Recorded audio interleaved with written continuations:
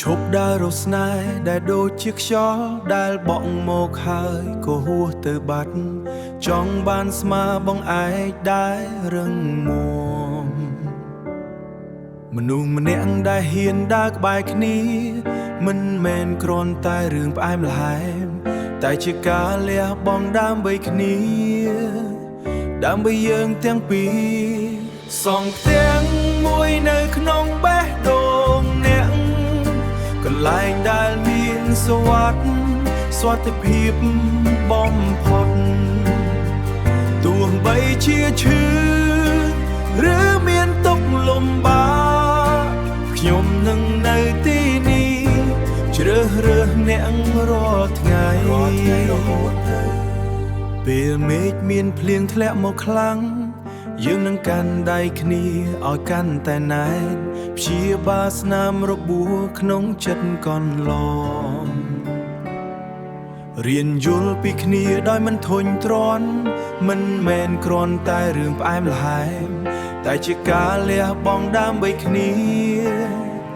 ដើម្បីយើងទាំងពីរសងផ្ទាំងមួយនៅក្នុងបេះដូងអ្នកកន្លែងដែលមានសុវត្ថិភាពបំផុតទោះបីជាឈឺឬមានទុក្ខលំបាកខ្ញុំនឹងនៅទីនេះជ្រើសរើសអ្នករាល់ថ្ងៃទោះបីថ្ងៃមកសក់យើងប្រាស់ភ្នែកយើងមើលឃើញមិនសូវច្បាស់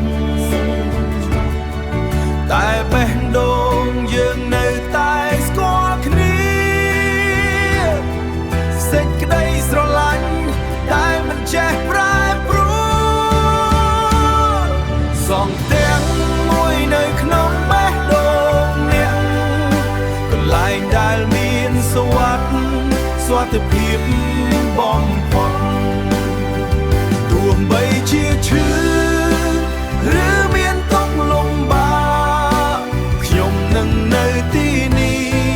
ជ្រើសរើសអ្នករាល់ថ្ងៃអ្នកគឺជាផ្ទះរបស់ខ្ញុំ